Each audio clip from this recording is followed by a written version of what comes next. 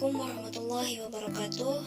Apa kabar semuanya? Semoga selalu dalam keadaan sehat walafiat. Hari ini kita menyambung materi yang sudah kita pelajari, di mana minggu kemarin kita sudah membahas tentang Quran surah At-Tin dan bagaimana kandungannya. Lalu hari ini silakan buka halaman 13. Pelajaran kedua, tema kita adalah mengenal nama Allah dan kitabnya. Sesuai dengan foto yang sudah Ibu sediakan, biasanya nih Ibu Hanpian bila hendak kenalan dengan sesuatu, baik dengan orang atau dengan benda-benda atau dengan tumbuh-tumbuhan, hewan, biasanya yang kita pertama kali tanyakan adalah apa? Namanya. Iya, namanya. Jadi biasanya misalkan Pian udah tahu namanya, lalu Pian tanyakan dengan orang tua kalian, "Mak, namanya itu apa, Mak?" "Aku udah tahu." "Nah, itu namanya kucing lekai, hewannya berbulu ini." Nah, hanya dijelaskan. Yang pertama itu pasti namanya dulu. Bukan Pian misalkan belum punya kawan di sekolahan, lalu Pian kenalan, pasti yang pertama ditanyakan adalah apa namanya, ya lo.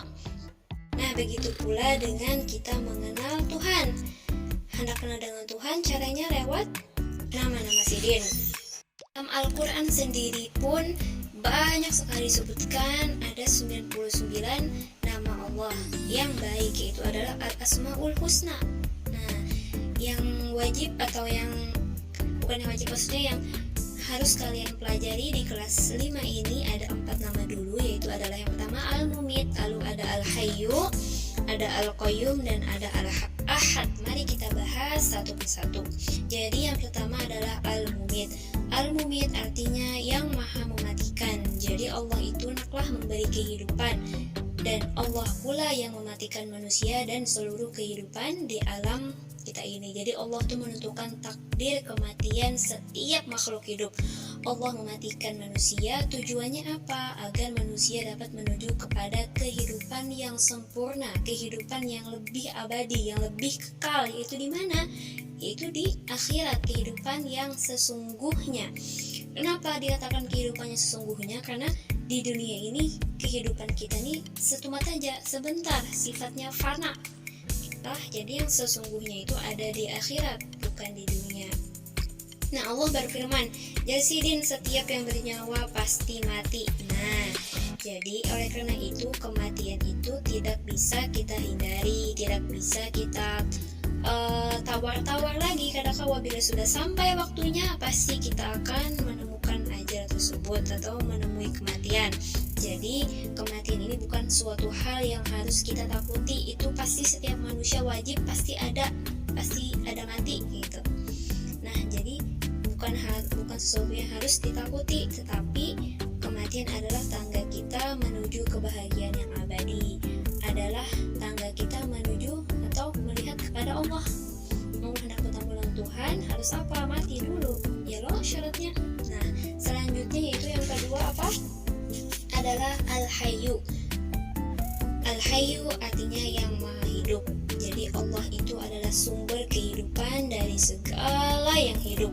Tidak mungkin ada kehidupan di alam ini jika penciptanya tidak ada. Kadang mungkin ada manusia bila tidak ada Tuhan. Jadi Allah Ta'ala yang memberi dan mencabut kehidupan, dan Allah juga yang memberi kehidupan tadi. Allah itu kadang mengalami kematian karena Allah ini abadi, bahkan tidak mengalami hal-hal yang manusia miliki seperti mengantuk, lapar, haus. Kadang mungkin Allah bersifat kayak itu. Jadi kita ini hidup karena dianugerahi kehidupan oleh Allah. Nah, yang maha hidup ini mengandung arti bahwa hidup itu, Allah itu hidup kekal selamanya dan yang memberi hidup kepada makhluknya. Hidup atau mati ada di dalam kekuasaan Allah. Nah, contoh aja, berapa banyak orang yang sedang mengalami sakit tetapi masih diberikan kesempatan oleh Allah. Artinya apa? Artinya nih, Bu Hanpian pernah kalau pasti mendengar ajar tuh bahari pina bigas banar kada pernah gegaringan sekalinya layahan jar. Kada tahu bahwa umur sidin pendek. Jadi orang yang sehat, orang yang kuat kada menjamin bahwa orang itu akan panjang umur. Jadi kita banyak-banyak meminta dalam Allah, mudahan dipanjangkan umur, mudahan diberikan kesehatan dalam beribadah. Dan sebaliknya pula tadi, orang yang garing terus, orang yang rancak misalkan masuk rumah sakit atau apa kayak itu, kada menjamin bahwa inya bakal sungsung dicabut, kada menjamin bahwa umurnya pendek. Sebaliknya kayak itu. Nah, sini bisa dimengerti. Lalu yang ketiga adalah Al-Qayyum. Al-Qayyum artinya yang maha berdiri atau mandiri, mengandung arti bahwa Allah itu berdiri sendiri untuk selama-lamanya. Jadi Allah memberikan pengajaran atau pendidikan kepada kita bahwa hidup itu jangan selalu bergantung kepada orang lain. Jadilah mandiri, berdiri sendiri, jangan selalu meminta pertolongan lawan orang, berharap lawan orang, bergantung lawan orang terus. Misalkan seorang kali bisa lawan namun contek lawan orang terus, jangan kayak itu. Jadi kita itu harus mampu hidup sendiri. Nah, seperti contohnya halnya adalah Allah Ta'ala. Beliau maha mengatur kehidupan, segala kebutuhan yang ada pada kita, yang ada pada makhluknya. Allah itu yang mengatur. Jadi Allah yang mengurus makhluk tanpa membutuhkan bantuan siapapun. Allah mengatur segala yang ada di alam. Adanya malaikat yang melaksanakan perintah Allah bukan berarti Allah itu membutuhkan bantuan malaikat. Adalah, tetapi hal itu menunjukkan bahwa Allah itu kuasa, menunjukkan bahwa kekuasaan Allah atas malaikat dan semua makhluk.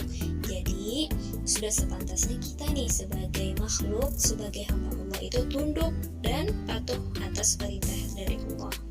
Nah, yang terakhir adalah Al-Ahad yang Maha Esa, mengandung arti bahwa Allah itu Esa.